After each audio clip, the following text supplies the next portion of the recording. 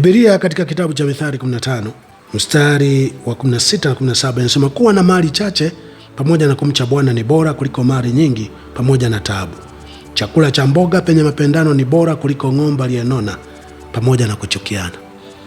Kabla sijakuonyesha nchi ilivyo kituko ndani na nje ya nchi, lakini pia sijakujulisha maandamano mengine yanayokuja karibuni hapa, ambayo katika hali yoyote yatafanikiwa sana.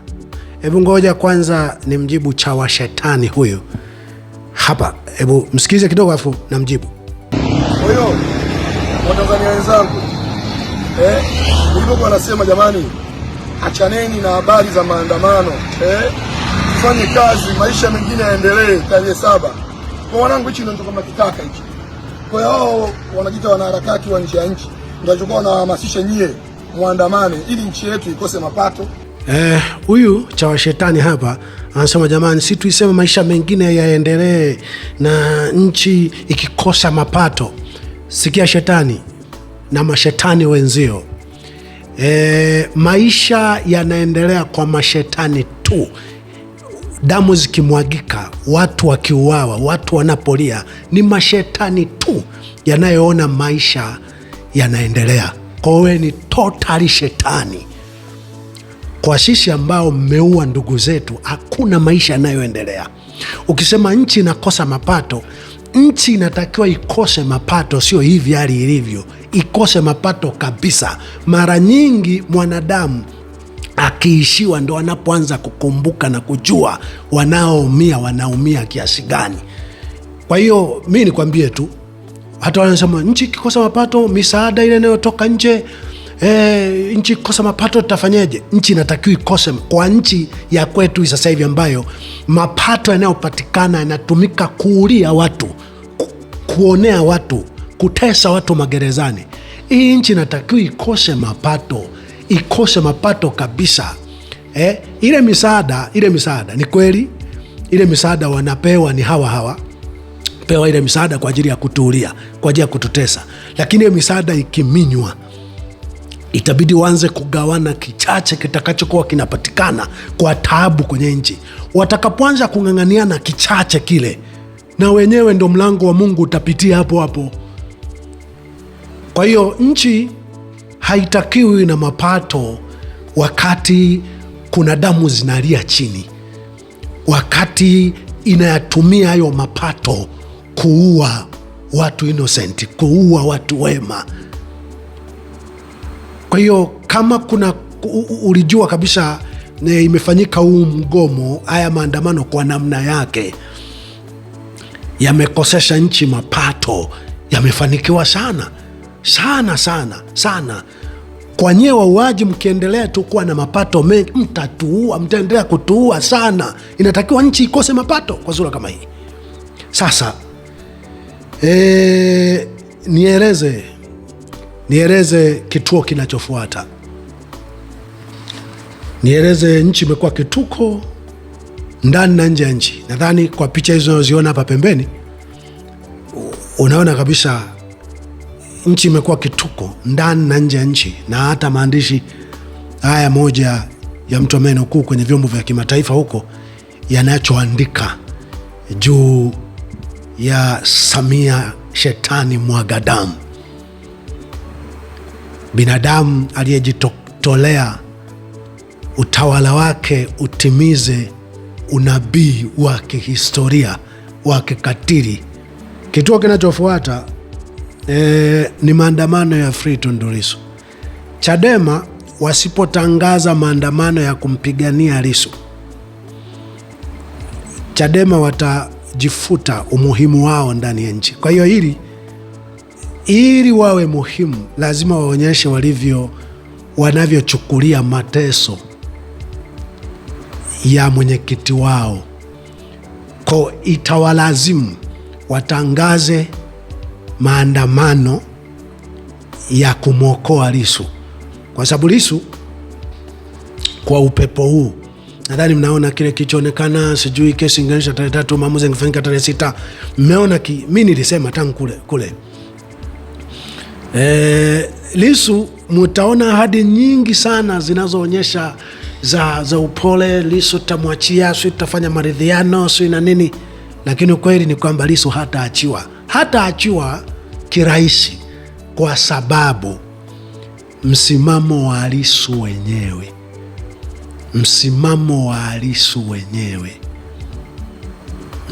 Lissu sio wa kitoto. Lissu ameshaumizwa. Yaani ni kama mimi hapa useme Mbarikiwa, sasa tunafanya maridhiano. Wewe utabaki na upanga wako, utabaki na bunduki yako ambayo dakika yoyote utaniua, dakika yoyote utanifanyia unachotaka. Utabaki na funguo za magereza, funguo za mahakama. Dakika yoyote utanisondika mahakamani, utanisondika gerezani, alafu turidhiane Mbarikiwa. Hapana, lazima na wewe upoteze power ulionayo, ukae side, nikae side, ndo tuone sasa tunaridhianaje. Kama ni kugawana mamlaka tugawaneje, lakini awepo mpatanishi hapa katikati, sio wewe ubaki kwenye nafasi ulionayo. Lissu hawezi kufanya maridhiano yoyote dhalimu. Kwa hiyo hilo wanalijua. Hakuna namna watamwahidi Lissu, hakuna namna atabembelezwa. Kwa Lissu lazima apiganiwe. Chadema wasipotangaza maandamano mengine ya kumpigania Lissu, nadhani uongozi wote wa Chadema utapoteza maana yake, na Lissu haachiwi. Uone hiyo shughuli. Nimekwambia nchi itaendelea kwa kituko hii. Haya, nchi itaendelea kwa kituko kingine. Nina hakika kituo kinachofuata ni no justice, no AFCON. No justice, no AFCON. Yaani kinachoitwa AFCON yuko mbele, kitaingia mchanga tu, kwa sababu hata wanaosema mpira unatumika kama propaganda ya kusaulisha watu machungu yao. Na sasa huo mpira tutaunyambua kwamba wenye moyo wa utu hutumia mpira kudai haki za dhuluma ya watu wengine. Kwa hiyo tafuteni namna haki ya watu ipatikane, haki yetu ambao ndugu zetu wamechinjwa vibaya, wameuliwa vibaya kwa ukatili, ipatikane. Vinginevyo tutakosa wote. Kituo kinachofuata no justice, no AFCON. Tutawaua kokote mliko. Sawa tu, hata hapa mlishatuua.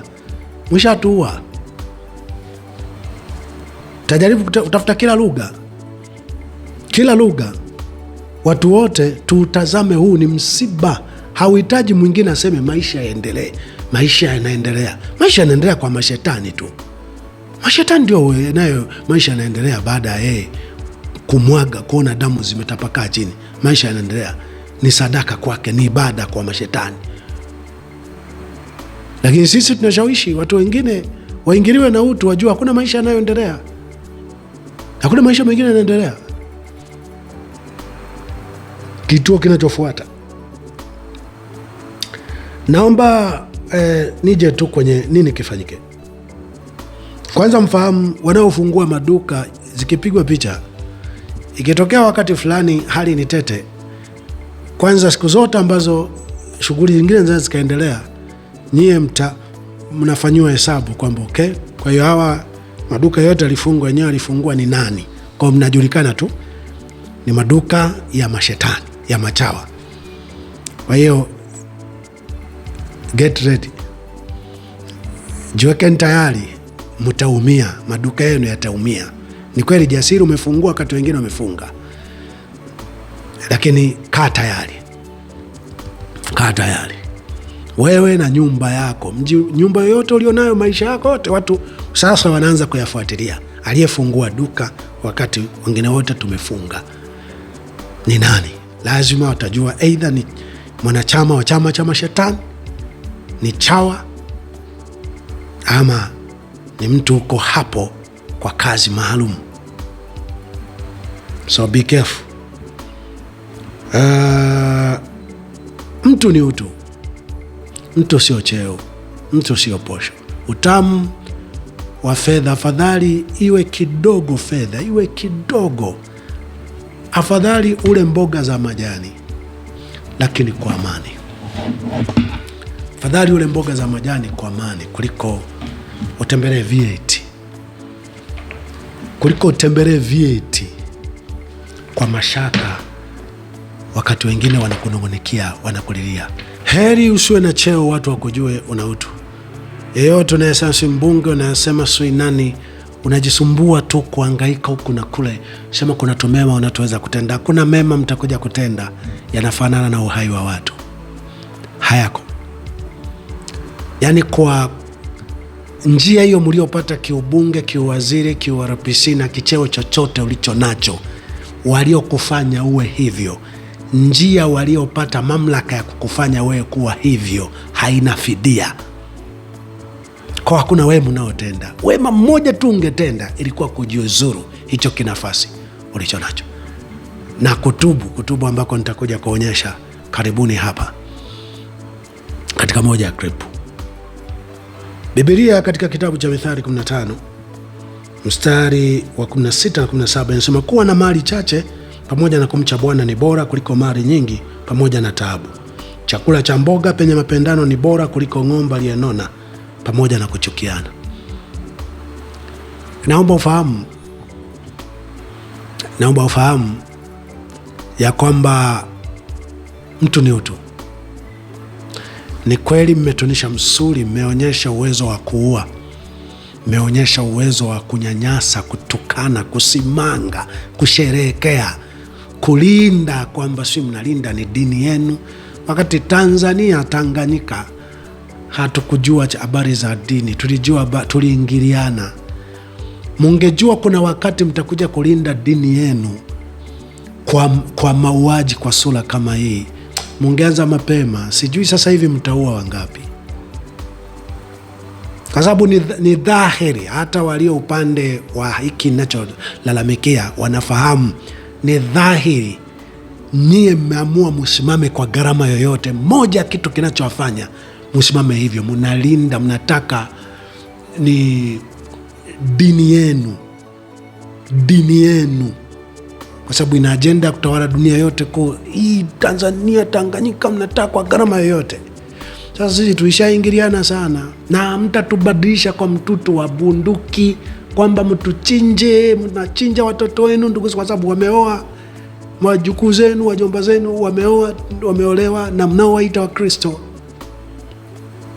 Kwa hiyo hakukuwa na sababu hiyo huo ufahamu ubaki kwamba lazima sisi nchi iwe ya Kiislamu, nchi ya Kikristo. Hapana, nchi iwe ya kiutu, nchi iwe inajali utu wa mtu mwingine, haki za mtu mwingine, maisha ya mtu mwingine. Lakini ikidhaniwa inapambaniwa nchi iwe ya Kikristo, nchi iwe ya Kiislamu, nchi. Kuna Zambia ni nchi hiyo inaitwa ya Kikristo. Ina jambo gani kubwa? Na zingine nyingi nchi ya Kikristo sio nchi. Kuna jambo gani kubwa? Mbona nao kuna ufilaji, kuna ulawiti, kuna mashoga, kuna wanaojiuza, kuna nini, kuna takataka za kila aina. Mnaita Dubai, sui Qatar, ni nchi za Kikristo za Kiislamu sui nini. Kuna ufuska, ukahaba, umalaya, dhulma na vitu vingi tu vya ajabu. Dunia inahitaji utu, haihitaji dini gani itawale. Haihitaji dini gani itawale, inahitaji mtu mwenye utu. Mtu ni utu. Mwisho nimalize tu kwa kuambia kwamba mwenye kutubu, hii nchi, simamisheni kila kitu. Kutubu, hii nchi, simamisheni kila kitu, ndio kutubu. Ifike mahala kila kitu kisimame, kwa sababu kwa wabunge hawa, bunge ambalo halina kazi yoyote, kufika 2030 tutatoa pumzi ya moto, tutavuta pumzi ya moto, kwa sababu bunge ni wazi na linakula fedha bila kazi yote, kwa sababu hakuna linachojadili kinachoonekana mtaani. Yaani nchi sasa hivi inaendeshwa na kikundi ambacho hakimo bungeni, kikundi cha kina Moipopo type kile.